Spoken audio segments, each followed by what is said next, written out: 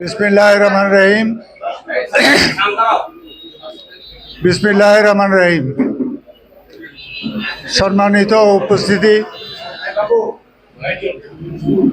আসসালামু আলাইকুম। আমি মিশনপাড়া নিবাসী, এই মহল্লারই সন্তান। আজকে এই পঞ্চায়েত পরিষদের উদ্বোধনীতে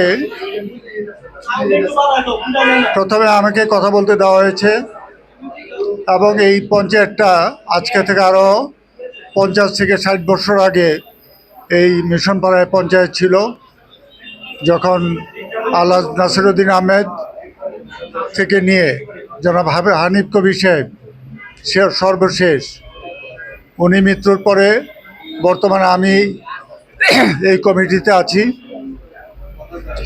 এবং মিশনপাড়ার ভেতরে সমস্ত বাড়িওয়ালা ভাড়াটিয়া যারা আছে তাদের সুখ দুঃখ ইত্যাদি হিসাবে আমরা এর আগেও জানেন যে কয়েকটা গেট বিভিন্ন জায়গায় দিয়েছি, আরও দু একটা গেট লাগানো বাকি আছে, এগুলো আমরা লাগাবো এবং যথারীতি মহল্লাবাসীকে শান্তিতে রাখার জন্য, ভালো রাখার জন্য যতটুকু করণীয়, যে কোনো রকম বিশৃঙ্খলা যাতে না হয়, কোনো ঝামেলা যাতে না হয়, সেটার জন্য আমরা সর্বাত্মক চেষ্টা করে যাচ্ছি। প্রতি মাসেই আমরা একটা করে মিটিং করি এবং আমরা এই এলাকার যত সুখ সুবিধা আছে সেগুলোকে আমরা পর্যবেক্ষণ করি এবং সেটার সমাধান করি, যাতে কোনো মাদকের বিস্তার লাভ করতে না পারে, মাদক বিক্রেতা না থাকে, মাদক সেবক না থাকে, এগুলো আমরা লক্ষ্য রাখি এবং এই ব্যাপারে আমরা সর্বাত্মক চেষ্টা করতেছি। তো এর আগে আমার অফিসে, এই অফিসটা ছিল, বর্তমানে এই মিশনপাড়ার মোড়ে এই অফিসটা করা হয়েছে এবং এই অফিস থেকেই আগামী দিনের পথ চলা এই অফিস থেকে শুরু হবে। ইনশাল্লাহ সবাই আপনারা দোয়া করবেন, সহযোগিতা করবেন, সাহায্য করবেন, যাতে আমরা আমাদের মহল্লাটাকে সুন্দরভাবে পরিচালিত করতে পারি। একটা মহল্লা থেকেই কিন্তু শুরু হয় পথ চলা। তো এই মহল্লা থেকেই যদি শুরু হয়, নতুন একটা রেজিমের পরিসমাপ্তি ঘটছে। আপনারা জানেন যে জুলাই আগস্টের পরে, অগস্টের 5 তারিখে শেখ হাসিনা যে নির্মম অত্যাচারী একটা শাসক ছিল, সেই শাসকের পরিণতি হয়েছে। এবং আপনারা জানেন যে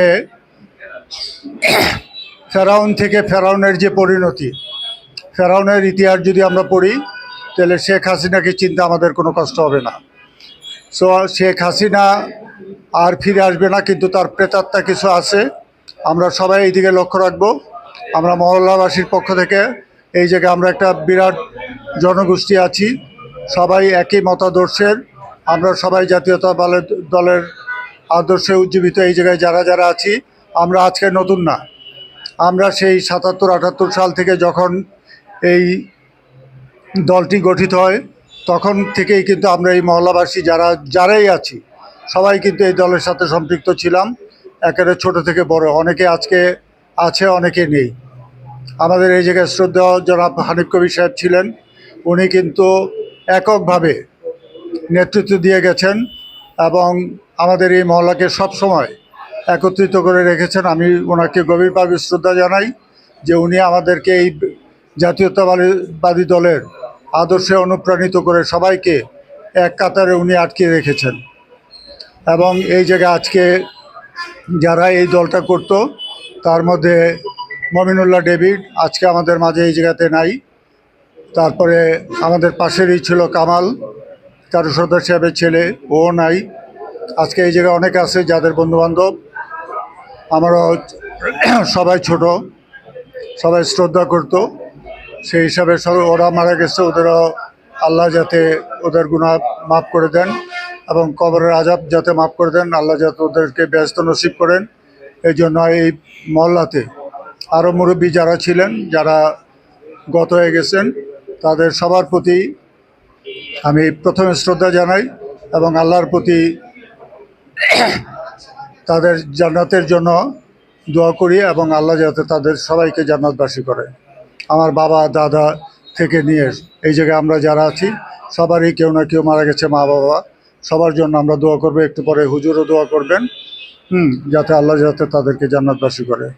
আর নতুন যে ধারা বর্তমানে, যেহেতু আপনারা জানেন যে ৭১-এর পরে একটা ধারা শুরু হয়েছিল, সেই ধারাটা আমরা অতিক্রম করছি ৭ই নভেম্বরের পরে।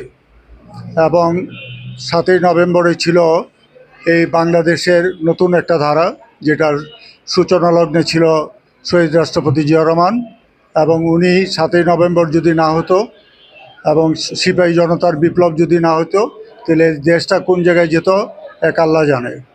কিন্তু শহীদ রাষ্ট্রপতি জিয়া রহমানের জন্য এই আবার আমরা বাংলাদেশের জনগণ সেই ৭৪-এর দুর্ভিক্ষ এবং ৭৫ পর্যন্ত শাসনামল, এগুলো থেকে উত্তরণ হয়েছে আমাদের ৭ই নভেম্বরের পরে। ৮১ সালে এরশাদ এবং শেখ হাসিনার দুইজনের প্রয়োজনায়, দুইজনের যোগ সাজসে শহীদ রাষ্ট্রপতি জিয়া রহমানের শাহাদাত বরণ করেন।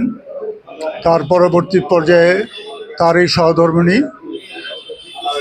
দেশনেত্রী বেগম খালেদা জিয়া, উনি আন্দোলনে নামেন এবং ৯০-এর গণ অভ্যুত্থানে এরশাদের পতন হয়। আমি সংক্ষিপ্ত আকারে বলছি, এরশাদের পতন হয়। এবং এরশাদের পতনের পরে আপনারা দেখছেন যতবারই বিএনপি ২-৩বার ক্ষমতায় আসছে, কিন্তু এরা এরশাদের দল, জাতীয় পার্টি এবং আওয়ামী লীগ এই বিএনপিকে বা খালেদা জিয়াকে কিন্তু শান্তিতে, একদিনও শান্তিতে থাকতে দেয় না। এবং উনি বহু কষ্টে ৩বার ক্ষমতায় এসছেন, কিন্তু আসলে সত্যিকার অর্থে যতটুকু দেওয়ার ততটুকু দিতে পারেন না। নানাবিধ ষড়যন্ত্র তার বিরুদ্ধে গেছে এবং শেষ পর্যন্ত ওনাকে মিথ্যা মামলায় জেলও কাটতে হয়েছে, নির্যাতিত হইতে হয়েছে। আপনারা জানেন যে তারই জ্যেষ্ঠ পুত্র বর্তমানে ভাইস চেয়ারম্যান জনাব তারেক রহমান আজকাল ১৫-১৭ বছর যাবৎ নির্বাসিত। তো এই যে দেশ থেকে বিদেশে থাকা কত কষ্টকর, এটা আমরা যারা এই জায়গায় অনেকে বিদেশে চাকরি করছি বা বিভিন্ন কারণে গেছি, আমরা জানি যে এটা কত কষ্টকর। তো আমরা সেই কষ্ট আমাদের হয়তো লাঘব হবে, অতি শীঘ্র আমাদের মাঝে আমাদের নেতা ফিরে আসবে। এবং ফিরে আসলে যেসব বিশৃঙ্খলাগুলো আছে, যেসব সমস্যাগুলো আছে, ইনশাল্লাহ এইসব সমস্যাগুলো শেষ হয়ে যাবে। কারণ আপনারা দেখছেন যে উনি ৩১ দফা কর্মসূচি ঘোষণা করেছে এবং ৩১ দফার আলোকে যদি দেশকে সুন্দরভাবে গড়ে তোলা যায়, তাহলে সেটা একমাত্র ব্যক্তিই পারবেন, তিনি হলেন জনাব তারেক রহমান। তো আমরা তার জন্য দোয়া করব, দেশনেত্রী বেগম খালেদার জন্য আজকে দোয়া করব এবং তাদের আদর্শে অনুপ্রাণিত হয়ে আমরা আগামী দিনগুলো আমাদের পথ চলার পথে থাকবে ইনশাল্লাহ। সবার কাছে সবাইকে সালাম জানিয়ে আমার শুভেচ্ছা দিয়ে আমার বক্তব্য শেষ করছি। ধন্যবাদ সবাইকে।